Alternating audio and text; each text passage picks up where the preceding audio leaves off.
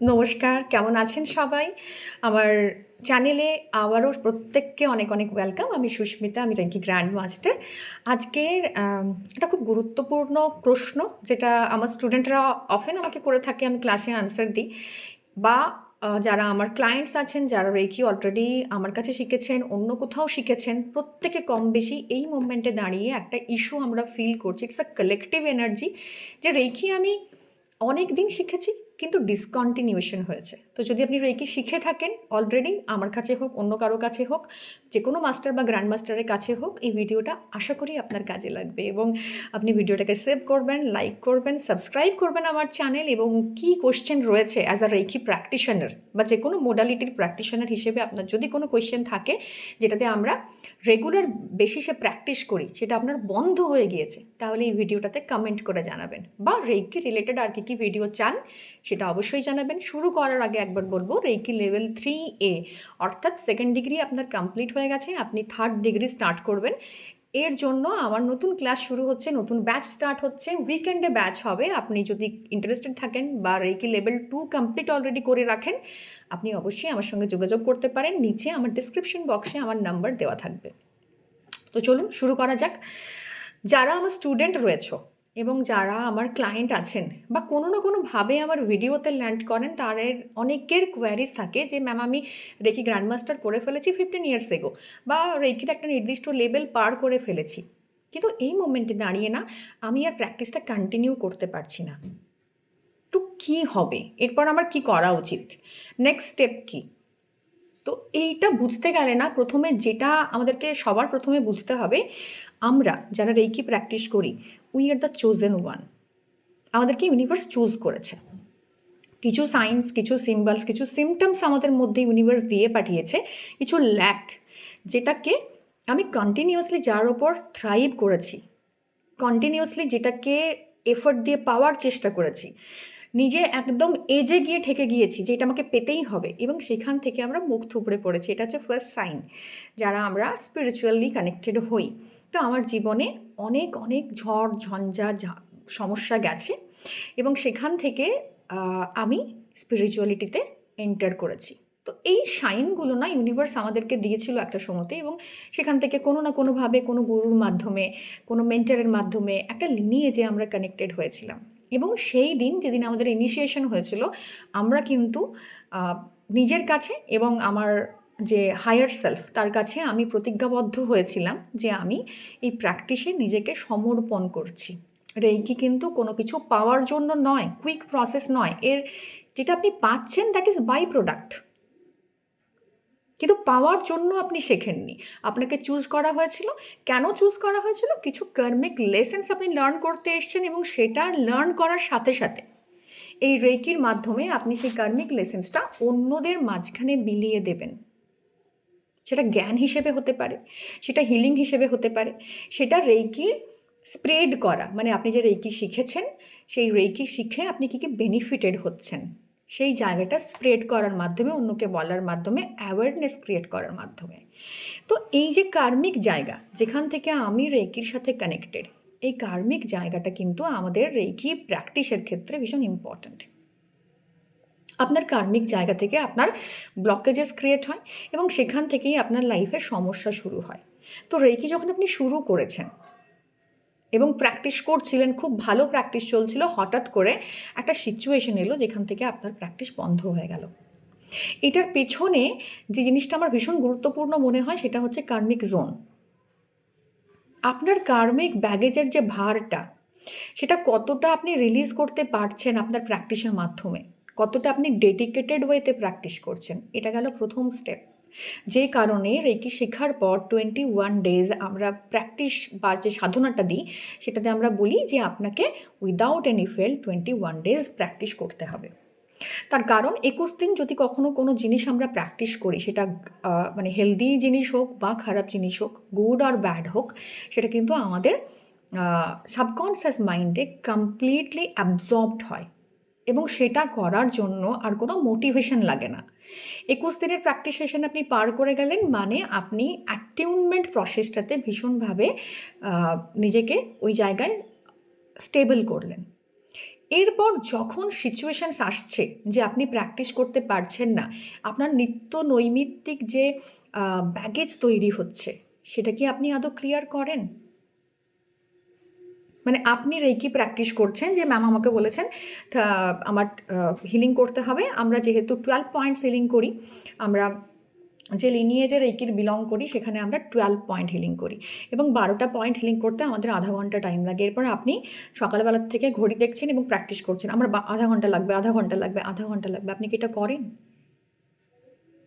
আপনি কিন্তু যেদিন ইনিশিয়েশন নিয়েছিলেন, আপনি দীক্ষিত হয়েছিলেন, আপনি বলেছিলেন যে আমি ইউনিভার্স যে এনার্জিটা আমাকে দিচ্ছে সেটা আমি আমার ভালোর জন্য এবং অন্যের ভালোর জন্য ব্যবহার করব।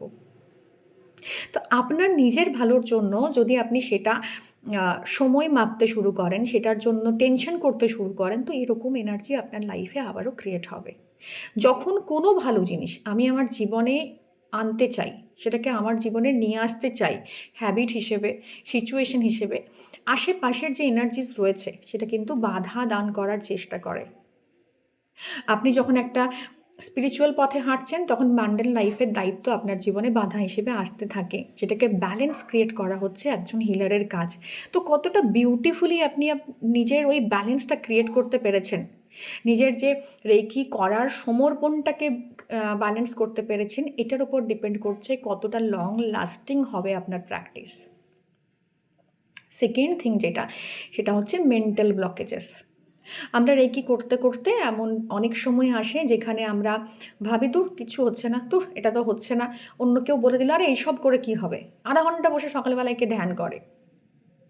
এইগুলো কোনো না কোনোভাবে অ্যাজ আ প্র্যাকটিশনার আমি অ্যাবজর্ব করি, আমার অরাতে অ্যাবজর্বড হয় এবং এটাই পরে নেগেটিভ মোটিভেশন হিসেবে আমার জন্য কাজ করে, নেগেটিভ ওয়েতে আমার জন্য কাজ করে এবং আমি যখন প্র্যাকটিস করতে চাই আমি ফিল করি আমি প্র্যাকটিসে আর নেই। আমি হয়তো আমার হ্যান্ড মুভমেন্টস করে যাচ্ছি, আমি এনার্জি লাইট সিম্বলস দিয়ে যাচ্ছি, বাট স্টিল আমি কিন্তু সেটা অ্যাবজর্ব করতে পারছি না। আমি সেই অ্যাবজর্ব করার বা সেই সারেন্ডারের ভঙ্গিতে নেই। তো আপনি যদি দীর্ঘদিন সারেন্ডারের ভঙ্গিতে না থাকেন, আস্তে আস্তে ইউনিভার্স কিন্তু আপনার লাইফ থেকে এটাকে সরিয়ে দেয়। থার্ড যেটা থিং, সেটা যেটা আমি খুব মনে করি যে রেকি প্র্যাকটিস করার সাথে এই যে বাধাটা আসছে, এটা আসার কারণ সেটা হচ্ছে খুব চটজলদি কিছু পেয়ে যাবোর আশা। ওই যে বললাম যে আপনাকে একদম এজে ঠেলে দেওয়া হয় না স্পিরিচুয়াল পথে আসার জন্য, যে বা তোমাকে এতটাই কষ্ট সহ্য করতে হবে, তখন আপনি একদমই দেওয়ালে পিঠ থেকে যাওয়ার পর না না আমাকে এর থেকে বেরোতে হবে, এইভাবে আপনি বেরোলেন, তো মনের মধ্যে তো একটা আশা নিয়ে বেরিয়েছেন যে আমার রিলেশনশিপটা ঠিক হয়ে যাবে, আমি ফাইন্যান্সিয়ালি ঠিক থাকবো, আমি নিজের কাছে কিছু পাওয়ার পাবো না।